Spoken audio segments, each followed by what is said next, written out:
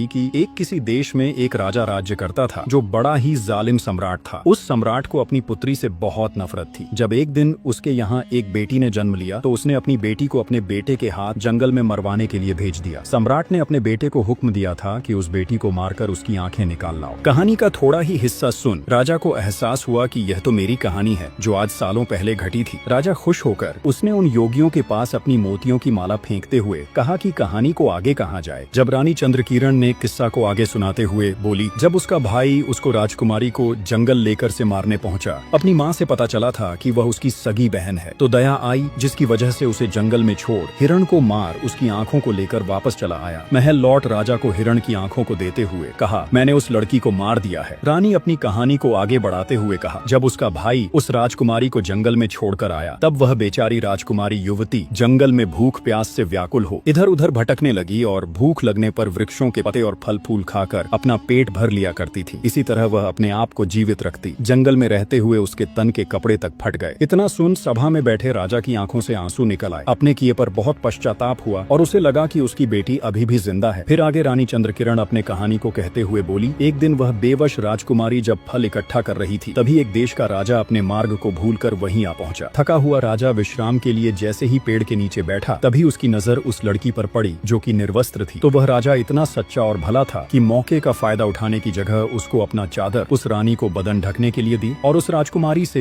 विधि विधान से विवाह भी किया। जो राजकुमारी युवती जंगलों की कटीली झाड़ियों में जीवन काट रही थी उसको अपने महल की रानी बनाई। इतनी कहानी सुन दरबार में बैठे सभी के मन में उत्सुकता बढ़ने लगी कि राजकुमारी रानी बनने के बाद आगे उसके जीवन में क्या हुआ। वह रानी चंद्रकिरण ने कहानी आगे कहते हुए कहा कि उस जंगली राजकुमारी की विवाह होने के कुछ ही वर्षों बाद एक पुत्र और एक पुत्री को जन्म दिया। उस राजा को उस रानी के बारे में जानने की इच्छा कई बार हुई लेकिन रानी ने कोई न कोई बहाना करके टाल देती। लेकिन एक दिन ऐसा आया कि जब रानी अपने साथ बीते हुए दुख भरी दिनों को राजा को कह सुनाया। यह सुन उस रानी का राजा बहुत दुखी हुआ। वह दिल का इतना अच्छा इंसान था कि यह जानकर कि उसकी पत्नी का पिता एक सम्राट है तो उसने उसे उसके पिता से मिलाने के लिए अगले दिन उसके पिता के घर पर जाने की तैयारी की। लेकिन उसने एक गलती कर दी। उसने अपनी पत्नी और बच्चों की सुरक्षा के लिए स्वयं ना जाकर अपने मंत्री और सेनापति को उसके साथ भेज दिया। यही उस राजा की सबसे बड़ी भूल थी। इधर दरबार में बैठे राजा आदित्य वर्मा और मंत्री सेनापति भी उस किस्से को बड़े ध्यान से सुन रहे थे। राजा आदित्य वर्मा सोचने लगे, ये तो मेरी जीवन की गाथा है, लेकिन वह मंत्री और सेनापति की बातें भी सोच रहे थे कि कैसे रानी अपने ही बच्चों की हत्या कर सकती है। उसका दिल नहीं मान रहा था। रानी अपने किस्से को आगे सुनाते हुए कहा कि उस राजा ने अपनी पत्नी और बच्चों को मंत्री और सेनापति के साथ भेज दिया। यात्रा लंबी थी और चलते चलते जब सूर्यास्त हुआ तो उन्होंने वहीं रुकने का फैसला किया। मंत्री ने अपना तंबू उस रानी के तंबू के बगल में लगाया। रानी ने इसका विरोध किया लेकिन मंत्री ने उसकी बात नहीं मानी। रात के समय मंत्री ने उस रानी के साथ दुष्कर्म करने की कोशिश की, जबकि उस रानी ने उस मंत्री के सामने बार बार हाथ जोड़ी, रोई और गिड़गिड़ाई और फिर भी काम में अंधे मंत्री ने एक ना सुनी और रानी बड़े के बेटे का सिर काट दिया। इस पर रानी ने अपना पतिव्रत धर्म बचाने के लिए मंत्री से बहाना बनाकर जंगल में भाग निकली। रात भर जंगल में बिताने के बाद वह जैसे तैसे अपने पतिव्रत धर्म को निभाती रही। जब अगले दिन वह अपने तंबू में वापस आई तो उसे अपने बेटे को मरा पाया। जैसे जैसे कहानी आगे बढ़ी मंत्री की स्थिति खराब होती गई। अब वह भी बहाना बनाकर सम्राट के दरबार से उठकर जाना चाहता था लेकिन सम्राट ने तुरंत उसे डांट कर बैठा दिया। तब रानी ने आगे कहानी सुनाने लगी और कहा, जब दूसरे दिन चलते चलते शाम हो गई फिर रास्ते में एक जगह तंबू लगाया गया तो उस रात सेनापति तंबू में घुसकर पत्नी के पास दुष्कर्म की इच्छाओं से पहुंचा। पत्नी ने उसे पहले ही खूब ललकार कर समझाया कि वह वहां से चला जाए लेकिन वह दुष्ट लौटने को तैयार नहीं हुआ। रानी ने उसे अपने पुत्री को सामने खड़ा करके कसम दी तो लेकिन सेनापति ने रानी के छोटी पुत्री का भी कत्ल कर दिया। वह गलत इरादे से रानी की तरफ बढ़ा लेकिन वह रानी किसी तरह अपनी जान बचाकर वहां से भाग निकली और नदी के पास गई और सोचा अब तो उसका सब कुछ खत्म हो गया है। कहा कि नदी के जल में बहते बहते वह जंगल के दूसरे किनारे पर दो योगियों के पास पहुंच गई। सन्यासियों ने रानी को अपनी पत्नी बनाना चाहा लेकिन उनके महान बुद्धिमान गुरु ने उन्हें यह पाप करने से रोक दिया। गुरुजी की बार बार समझाने पर दोनों सन्यासियों ने रानी को अपनी बहन के रूप में स्वीकार कर लिया। फिर वह भाई बहन उस सम्राट के पास किस्सा सुनाने के लिए जाने लगे। इतनी कहानी सुनाने के बाद रानी चंद्रकिरण ने पर्दा हटाकर अपने पिता सम्राट के सामने आकर खड़ी हो गई। अपनी कन्या को देखकर सम्राट बलभद्र सेन भी पहचान गए और अपनी पत्नी को देखकर राजा आदित्य वर्मा की आंखों में आंसू भर आए और राजा आदित्य वर्मा अत्यंत प्रसन्न हुए। लेकिन अपने पुत्रों की मृत्यु का दुख उन्हें भीतर से खाए जा रहा था। वह अपने दुख और पीड़ा पर काबू न कर पा रहे थे और तब राजा आदित्य वर्मा ने रानी चंद्रकिरण के पिता से क्षमा मांगते हुए कहा कि महाराज, मेरा मंत्री और सेनापति मेरे शत्रु हैं, इन्हें मैं स्वयं दंड देना चाहता हूँ, आप मुझे आज्ञा दीजिए। तब सम्राट बलभद्र सेन ने उनको आज्ञा दे दिया। राजा आदित्य वर्मा